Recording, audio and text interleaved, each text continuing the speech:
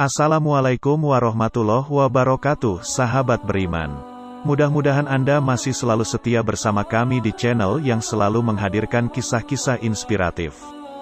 Pada kesempatan kali ini kami sudah menyiapkan satu kisah berhikmah untuk menambah iman kita. Sebelum itu mari, support channel ini dengan cara like dan subscribe. Klik lonceng juga, biar kamu nanti dapat konten bermanfaat lainnya. Hasutnya mencelakakan dirinya sendiri. Ada seorang saleh yang mempunyai kedekatan dengan seorang raja. Hampir setiap hari ia datang ke istana untuk memberikan nasihat-nasihat kepada sang raja, yang tidak pernah bosan mendengarkan walau terkadang ia mengulang beberapa kali nasihatnya tersebut. Hal ini bisa terjadi karena ia memang sangat tulus ikhlas, tidak ada pretensi, pamrih, apapun, khususnya keduniaan. Salah satu nasihat yang sering diulang-ulangnya adalah, berbuatlah kebaikan kepada orang yang berakhlak baik, karena orang yang berbuat dan berakhlak jahat akan binasa oleh kejahatannya sendiri. Ternyata ada orang yang tidak suka, bahkan hasut dengan kedekatannya dengan sang raja. Ia selalu mencari jalan bagaimana bisa memisahkan orang saleh tersebut dengan raja, bahkan kalau mungkin membinasakannya. Setelah menyusun rencana yang matang, ia datang menghadap raja dan berkata, "Wahai sang raja, sesungguhnya orang saleh yang selalu mendatangi engkau itu mengatakan kepada orang-orang di sekitarnya bahwa bau mulutmu sangat busuk. Apa benar seperti itu?" Tanya sang raja, setengah tidak percaya. Lelaki penghasut itu berkata lagi, "Kalau Tuan Raja tidak percaya, jika besok ia menghadap ke sini, perintahkanlah ia untuk mendekat, niscaya ia akan menutup hidung dan mulutnya." Sepertinya sang raja termakan oleh hasudannya, dan berkata, "Pulanglah engkau, aku akan mengecek kebenaran ucapanmu itu." Keesokan harinya, pagi-pagi sekali sebelum berangkat ke istana raja, orang saleh tersebut diundang ke rumah si lelaki penghasut. Setelah memberikan nasihat-nasihat yang diminta, orang saleh itu disuguhi hidangan dan dipersilahkan memakannya. Ternyata si penghasut telah membubuhkan banyak sekali bawang putih dalam masakan tersebut, sehingga mulut si orang saleh itu berbau tidak sedap, bau bawang putih yang menyengat. Orang saleh itu segera berpamitan karena ia mempunyai janji untuk menemui raja setiap harinya. Ia tidak punya waktu untuk bisa menghilangkan bau mulutnya itu, dan menghadap raja dalam keadaan seperti itu. Ketika ia bersiap menyampaikan nasihat-nasihat, tidak seperti biasanya tiba-tiba sang raja memanggilnya mendekat untuk duduk berhadapan, tetapi hal itu telah diperhitungkan dengan matang oleh sang penghasut. Karena takut bau mulutnya akan mengganggu sang raja, ia menutup mulutnya. Bahkan sambil memberikan nasihatnya, ia tetap menutup mulutnya dengan tangannya. Melihat sikap orang saleh tersebut, raja jadi membenarkan laporan dari lelaki penghasut. Sebelum pulang, sang raja menulis surat pada salah seorang pembesarnya yang juga salah seorang algojonya. Raja berkata dalam suratnya itu, "Jika surat ini telah engkau terima, hendaklah engkau membunuh dan menguliti pembawa surat ini. Setelah itu hendaknya engkau kirimkan lagi kepadaku kepala dan kulitnya sebagai bukti engkau telah melaksanakan tugas." Setelah diberi amplop tertutup dan disegel dengan cap kerajaan, surat itu diserahkan kepada orang saleh itu dan diperintahkan untuk membawanya kepada pembesarnya di suatu tempat.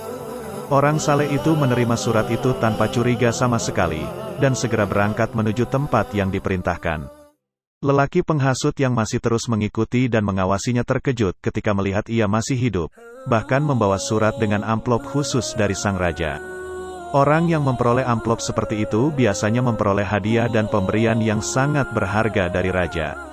Karena memang mempunyai sifat dan watak hasut, sifat iri dan tidak senang jika orang lain mendapat kenikmatan, dan menginginkan hilangnya kenikmatan tersebut, ia menghampiri orang saleh itu dan berkata, "Apakah surat itu?" Orang saleh itu berkata, "Surat ini ditulis sendiri oleh raja, dan aku diperintahkan untuk mengantarkannya." "Berikanlah kepadaku," kata si penghasut itu. Orang saleh itu mencoba bertahan bahwa itu adalah tugasnya, tetapi si penghasut memaksa, sehingga ia menyerahkan surat itu kepadanya. Si penghasut segera berlalu menuju tempat tinggal pembesar yang ditunjukkan.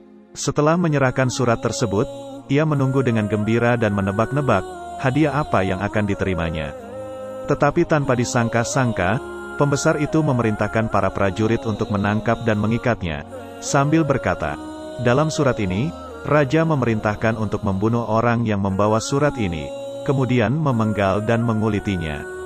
Seketika pucat pasi wajah si penghasut itu, ia berusaha berontak dan berkata, "Sesungguhnya surat itu bukan untukku. Izinkanlah aku untuk menghadap dan menyampaikan hal ini pada raja." Sang pembesar tidak menghiraukan ucapannya, pemberontakannya hanya sia-sia belaka karena para prajurit itu begitu kuat memeganginya. Sang pembesar berkata, "Surat raja tidak bisa dibantah, dan perintah raja harus segera dilaksanakan." Ia segera disembelih, dipancung kepalanya dan dikuliti kemudian dikirimkan ke raja. Ketika raja menerimanya, ia terkejut karena bukan kepala orang saleh itu. Ia memerintahkan prajurit untuk mendatangkan orang saleh itu ke hadapannya. Ketika telah ia tiba dan ia sama sekali tidak tahu bahwa si penghasut telah mati dipancung, sang raja berkata, "Mengapa engkau tidak mengantarkan sendiri surat itu seperti perintahku?" Orang saleh itu menceritakan semua yang dialaminya, dan meminta maaf atas keteledorannya sehingga menyerahkan surat itu pada orang lain.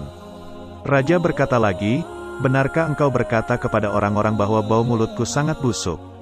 "Astagfirullah, tidak benar seperti itu, wahai raja. Tetapi mengapa engkau menutup mulutmu ketika engkau kuperintahkan mendekat kepadaku?" Orang saleh itu menceritakan peristiwa yang dialaminya sebelum ia menghadap raja pagi hari itu. Raja mengangguk-anggukan kepalanya mulai mengerti duduk perkaranya. Kemudian ia berkata, "Benar sekali ajaran dan nasihatmu, orang jahat itu akan binasa karena kejahatannya sendiri." Masya Allah, sebuah kisah yang mudah-mudahan bisa menjadi ibroh untuk kita. Jangan lupa berikan komentar Anda dan subscribe channel ini, agar nanti bisa mendapat kisah-kisah menarik lainnya. Sampai jumpa, wassalamualaikum warahmatullahi wabarakatuh.